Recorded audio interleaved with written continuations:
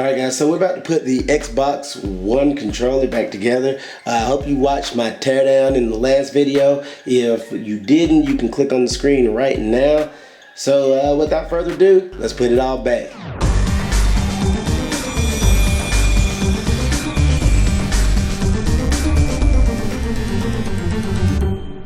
This video is aimed at people who just want to know how to put one back together, but also if you took yours apart for a specific reason, say something was sticky, say you spilled something in it and you want to take it apart to clean it and you found that you couldn't get it back together.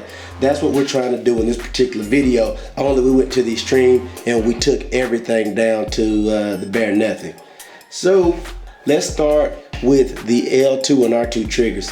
The first thing you want to do is you want to run your actual wires up the paths where they go and make sure that everything is in its spot.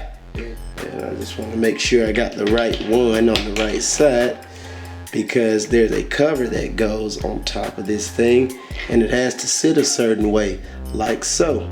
And once you got everything where it's sitting the way it's supposed to sit, which is here, and let me push it back down, you need to reinstall your screws. So I'm going to go in here and install this bottom screw first, and it's okay to pick this guy up and make sure everything is where it's supposed to be.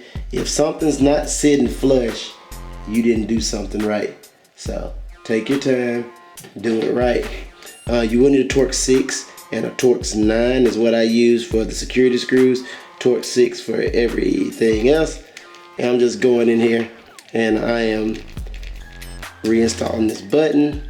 I'm gonna put everything back, and this is important because you got to make sure that you hit those screw holes. Take your time. The next thing we want to do here, I don't know exactly what that is do the same thing on the opposite side. You're gonna take this guy and you have to run it down the track that they provided for you, and we're gonna pop it in here. And I'm switching between a flathead and my Torx 6 just in case anybody cares. I'm going down this trail. It's very important that it worked the way that it worked before we decided to take it apart. So that looks pretty good. I'm gonna get the cap for the left side, and I guess it worked better if I put it on right. And everything just pushes together.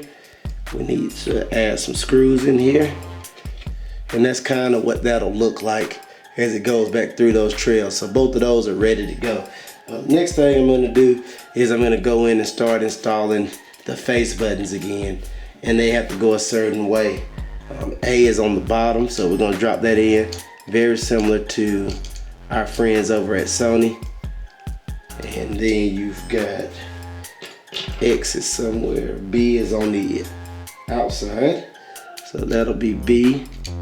And it's always good, I've got a diagram pulled up right now because it's like 4 or 5 o'clock in the morning, probably now, it might even be later, and I want to make sure I don't screw nothing up. So it's nothing wrong with having a diagram to make sure you don't screw anything up. The cool thing about this stuff is it's all keyed, so you can't put it in wrong necessarily. I guess you could, but you gotta be a pretty bad fuck up, and hopefully that's none of you guys. The next thing we're gonna do is we're gonna add this particular board, or actually no, we're gonna add this particular board, which has these two. Let me show you, because I'm going crazy with my camera. Sorry guys. You're gonna add this particular board, which has your points on it. So you're going to get ready to pop it in where it should go, and it should sit keyed as well. And there are very specific screws that go in here, and there are a ton of those screws. All right, I've got all the screws in their places, and you've got 1 screw, 2 screw, 3 screw, 4 screw, 5 screw, 6 screw. And we're gonna start screwing these guys in. Make sure everything's in there pretty good. And it looks like it is. All right, so we can look at the front now. you can test these buttons, which is cool. Make sure everything is working. Looks like it is. Next thing we got to do here, and we got a couple different options of how we want to do it. We can put this other board back on. Now, something to notice, there's two connectors here, 1, 2, that match up with these two connectors, 1, 2, so together, and they need to be keyed in. And the easiest way to do it, to lock them into place, is to get this thing about where you want it, and then just slightly press, and they'll go into place. And that's all you got to do. And that part is done. Both these boards are on. There's 2 screws in this particular board, 1 on either end on the bottom. And I've got 1 in place, and I've got to put the other in place. Okay, it's here. And we're gonna screw those in, and they go right in the bottom corners, just above where the rumble motor would sit. The next thing that I'm going to do is finish assembling the top of this thing. And I said in the last video that this part that goes over the middle has some tape on it, and it does. In order to assemble it, I'm missing my little finder button, my syncing button, so I put that in, and it works like straightforward. So I always check everything before you put it in, make sure it works. Then I'm gonna put the little surround on it, and it should, once you line it up, go in and just slide over. And I came down at an angle, guys, so don't come straight down, come down at an angle, fit that top piece over, and then just snap it in and make sure everything's still functioning.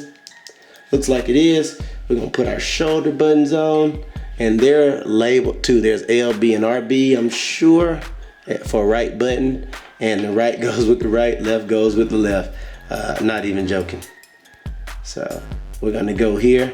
This button here has 2 holes in it. They connect on back here and on front there. So you really just want to make sure that you line this up. And once you line it up, it should be as simple as getting it snapped into place. And it looks like it is. Yep, we'll do the other side. Just want to make sure everything's lined up. Slide it under, and then you should be pretty much set to put it in place. I just like to check, snapped in, everything's working there. So the top of the controller's back together. Now we want to get ready to install our rumble motors. You will need your soldering iron for this, and the way these go is that they go through the hoop here and they sit in the back. And that's just how they go. They both go through and sit on the back. Alright, all my wires are done. They're connected, so I don't need the soldering iron any longer. The only hard part is that you have to solder the rumble motors through the plastic in order to get it. And that's how they look, positive on the bottom, negative on top. Gray is positive for the rumble motors and the triggers. Gray on the inside. Black, which is negative on the outside. Same thing on the other side. If you remember from the other video, I told you keep all this stuff together so you don't have any issues. And this should be a pretty straightforward install once we get it lined up in there. And once everything's connected, we just drop it over the top here, and it's in there. Everything looks like it's supposed to, and it's holding everything down, adding resistance, which is cool. The next thing we want to do is add the analogs, and they're probably the easiest thing. You just take them on top and spin them around till you find what you need. Push down. The next thing we want to do is place this guy back in its shell, and it should be pretty straightforward. Put the faceplate back on. I want to check that. So I've got the back on, no screws yet. Reapply the faceplate, which I'm doing now. Make sure everything is tucked in nicely, which I think it is. Make sure all your buttons work. Line it up and drop everything on. Once you've got everything on, the first thing that I would do is plug a screw into this center hole, because that one will hold everything together while you do the rest. And this is where I'm using my security Torx, the T9. And I'm just screwing it together right now, and it should make a connection in a second now. Perfect. Now we've got a controller back together, and we've got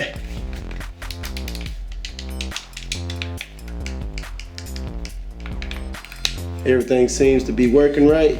The next thing we want to do is put the rest of our screws back in their appropriate spots.